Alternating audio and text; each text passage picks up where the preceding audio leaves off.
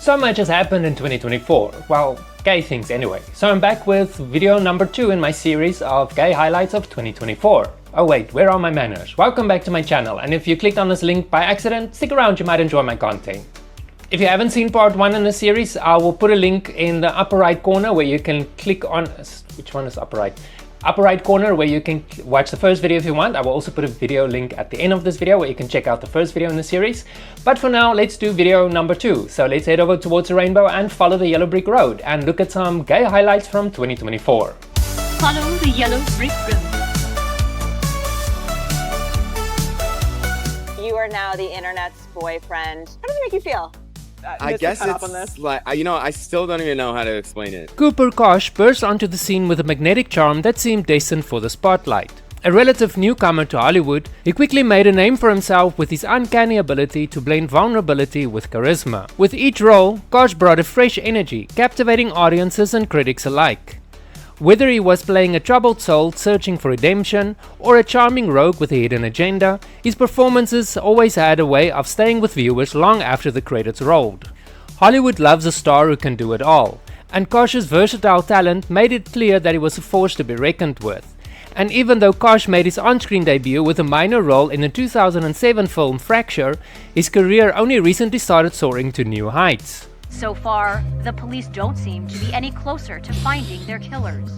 Cooper Koch, who is openly gay, saw his popularity reaching dazzling new heights after his standout performance in Monsters, the Lyle and Eric Menendez story. Taking on the complex role of Lyle Menendez, Koch delivered a chilling yet deeply human portrayal that captivated audiences and critics alike. The series, a dramatization of the infamous brothers' turbulent lives and the shocking crimes that gripped the nation, became a cultural touchpoint, and Koch was at the heart of it. His ability to delve into Lyle's emotional turmoil and conflicting motivations brought a raw intensity to the screen, leaving viewers riveted. And why exactly were viewers riveted? That now infamous prison shower scene, of course. Gay social media went into overtime trying to figure out whether what they were seeing were a prosthetic or not. The scene in question was notably intimate, with Eric and Tony exchanging glances as they wash in a prison shower. While it's unclear whether this moment was based on actual facts, many viewers took to social media asking whether Koch was wearing a prosthetic, as he was fully nude in the scene. Koch and his now infamous shower scene quickly became viral, getting more and more people interested in the already groundbreaking show. Also, just to say, mine was not a prosthetic. Well, that was going to be my next question. Cooper Koch confirming he kept it real down there. If you missed it somehow, Koch eventually confirmed that he didn't wear a prosthetic for the scene. He made the announcement during Cohen's countdown of the most iconic full-frontal nude scenes in entertainment history, which also included mentions of Jude Law and the talented Mr. Ripley, Kate Winslet in Titanic, and Sharon Stone in Basic Instinct. Here is your winner, Aaron Rourke! Aaron Rourke is your winner. And man, what a way to kick things off here at Game Time tonight. Aaron Rourke made history in 2024 as the first out male entertainer signed to the WWE. That's right, I'm calling them entertainers, as we all know the supposed wrestling is intended for the entertainment of men with gay tendencies or fantasies. Oh, snap! Dude, it's fine. It's nice. It's fine. I used to get a boner every 10 seconds for no reason. Kind of liked it, you know? Oh. But let's just get it straight, pun intended. He's not the first openly gay guy in the WWE. Other gay and bisexual men have signed to the WWE, but they came out publicly after ending their tenure with the WWE. Hailing from Long Island, New York, his wrestling career started back in 2018, and he even tackled the world of tag teams in 2020. Rourke's journey to wrestling stardom was anything but conventional. From his early days as a scrappy underdog on the indie circuit, to becoming the most watched sensation on major promotions, his story is one of grit and resilience. He didn't just step into the wrestling world, he stormed it, defying doubters with every victory. And finally, in 2024, he was signed by WWE.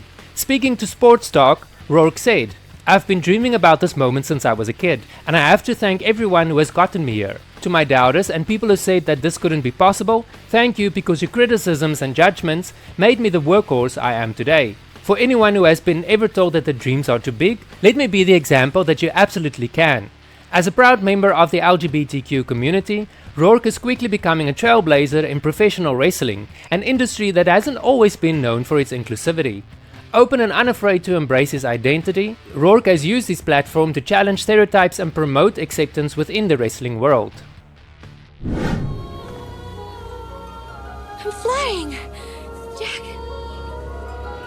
Although Leonardo DiCaprio isn't gay, he has played gay-ish characters in the past. Not all together.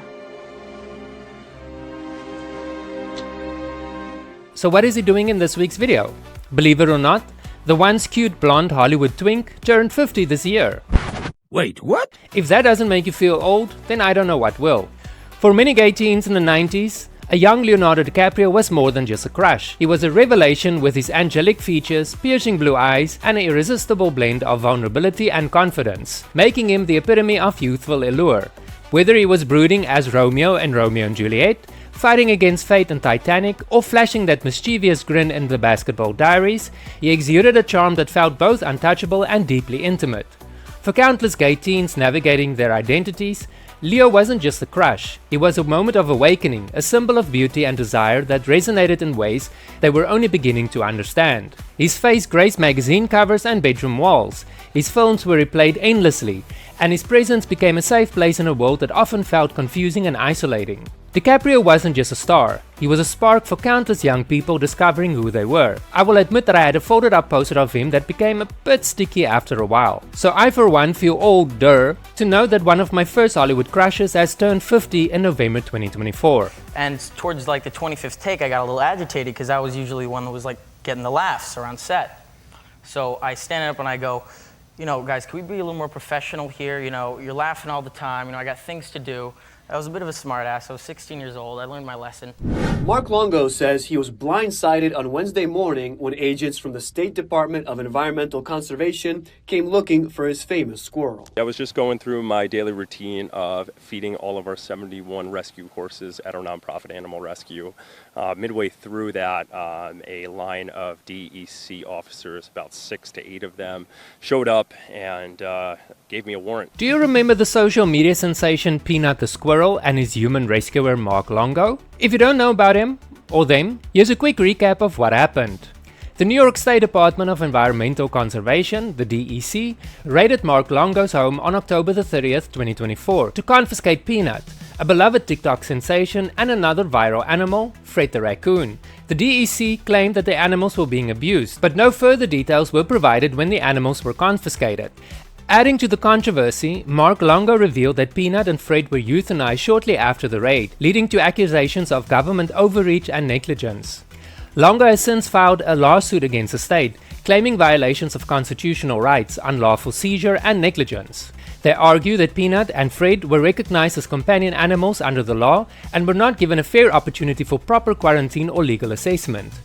The controversy surrounding Peanut got even more intriguing when Longo was exposed as an OnlyFans creator who seemingly also catered to gay audiences. He was even accused of using his Peanut fame to drive his OnlyFans account.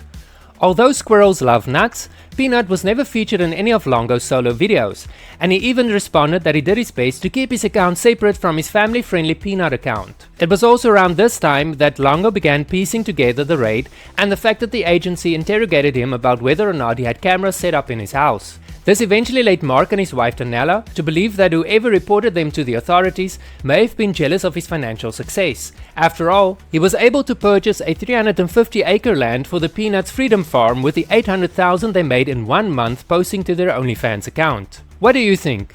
Do you think the raid was justified, seeing that the animals were never in any danger or even exploited in any way on either one of his social accounts? Let me know your thoughts in the comments. Thank you so much for watching this video. If you enjoyed my videos, check out some of the other videos on my channel. I will really appreciate it if you check out my videos. You can also subscribe if you wanna. You can check out some of my smaller channels. I've got a gaming channel, I've got a Life with Eduard channel where I show you my daily life in the tropical jungle. And I also have a musical channel, or music channel, where I premiere my music that I create. Thank you very much, and I'll see you in the next video.